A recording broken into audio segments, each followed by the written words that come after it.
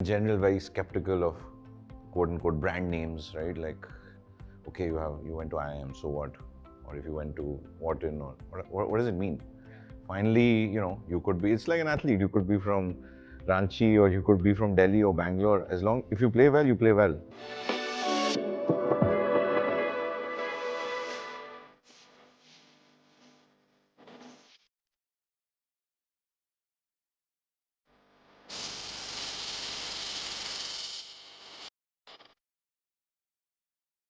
What was that time when you thought that now probably is the right time for you to go do an MBA? Because you've spent considerable amount of time, you were dealing with finance, you knew how the world was working.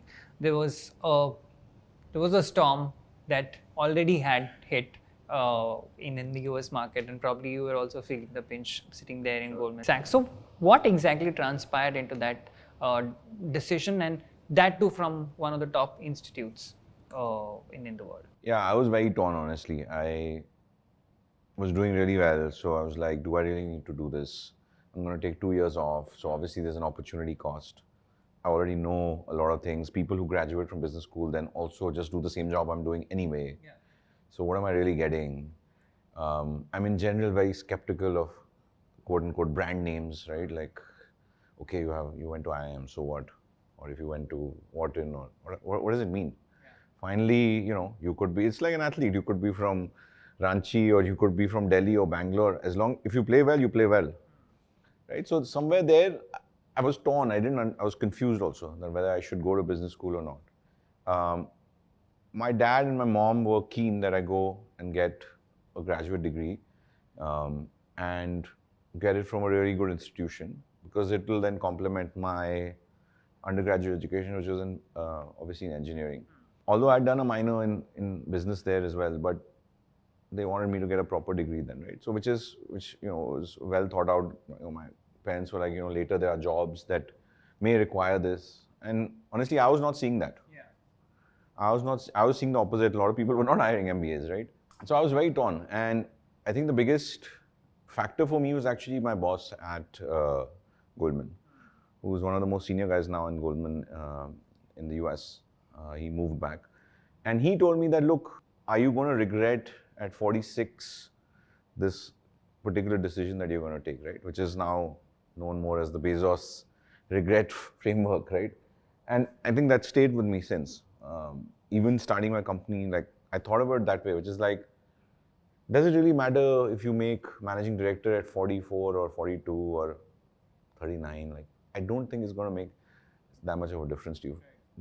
Commercially, like from a money perspective, unless you became, MD at 25 or something, like, okay, then there's a 15-year run, there's sufficient time to compound. 2-3 years, it's not going to make any difference. Like, look at, even if you did like a simple analysis on cost of capital, it's not going to make that much of a difference.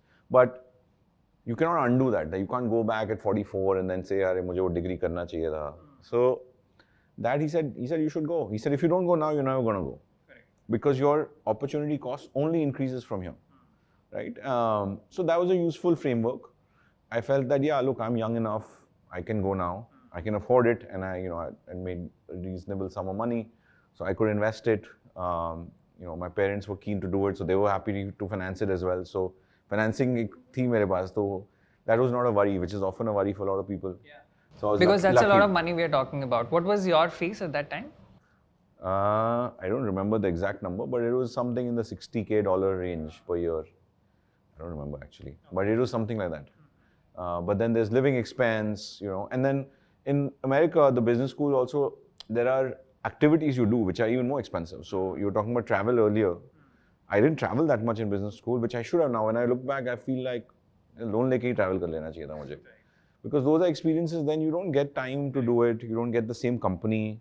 You don't get open-minded people who are willing to share with you. I think there's a lot to be said for that, those experiences. And, over time, you start valuing experiences more than assets and goods, right? So I think there is an additional expense for that. Good thing is in the US, and I'm not so sure about India, but in the US, the financing available for a lot of these loans, etc., for business school loans is very reasonable, and they're long dated, so you have time to pay it off. My managing director at that time, his words have stayed true. Over time, the value of that experience has actually improved. I've become less, less confused. And I usually tell people, especially if they're younger, that go. Even older people, I just tell them, go. If you have time, go.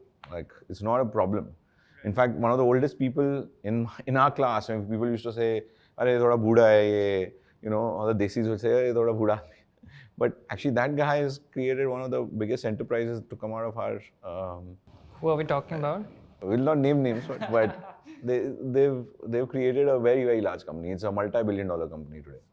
So ultimately, that person's experience helped them to build what they're building. So it didn't matter whether they were 31, 32, or whatever they were. It's also very young still. That value has played out well for me over time. The degree has opened doors for me. The network has really helped me at times. Sometimes it's just the experiences that other people are having, the difficulties they're facing. Just having someone to talk to, that's also important. So it's really, really been helpful from that perspective. And in your opinion, what probably is the biggest difference that you see from a Wharton or any other business school degree abroad to a business school degree in India? I think one big thing is that what I saw, at least in the early years when we were building our company, was that the stint that people had between their undergrad and business school was too little.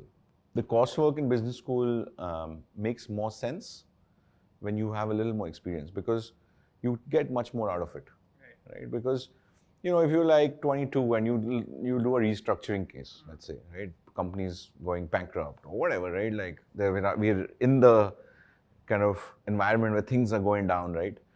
We're still not in 2008, and so having that experience is good for me. But when things are going like this, and if you read it in a book or in a coursework and you've never experienced something like it, you'll be like, yeah, you should do these 4 things, which is good, but you don't have any emotional understanding of how difficult that is and how it will mess with your decision making. And that is a big problem, because then you're not really able to appreciate the case in the way, or the situation in the way that it's supposed to be done. So I felt that was a big difference. Now, it's not true for everyone. Different people have different experiences. Some people come with that maturity already. But that, I felt, was one big difference. And look, Wharton doesn't have grades. So I think there is a level of trust they're putting in you, that you will have the experience you need to have. पैसे भी तेरे हैं, time भी तेरा है. तू waste कर रहा है, तेरी problem है. Right? So that part, I think, rather than like, hey, this is the curriculum, and which a lot of other business schools, even in America, have it. So I think that's a unique thing, and I think more business schools should have it, because ultimately what you do in your test and all is not a great barometer, I feel, of where you're going to get. Yeah, and I think the other thing which I think that we liked in business school, and I get a lot of people laugh at me in my company also, because I talk about things like the softer courses like negotiation, etc. Right? Those courses are helpful, because when you're like me, you've done engineering, so you build things, or then you're a banker, then you're like, okay, this is the model, this is the numbers, whatever, right? The appreciation for the softer things, especially when you're younger, is lower, because you're providing inputs into things. कि यार valuation range ये है, या this is where something is trading, or like this is information. You're giving information and analyzing it, but at a very simple level. But then when you negotiate things, how do you get someone over the line, right?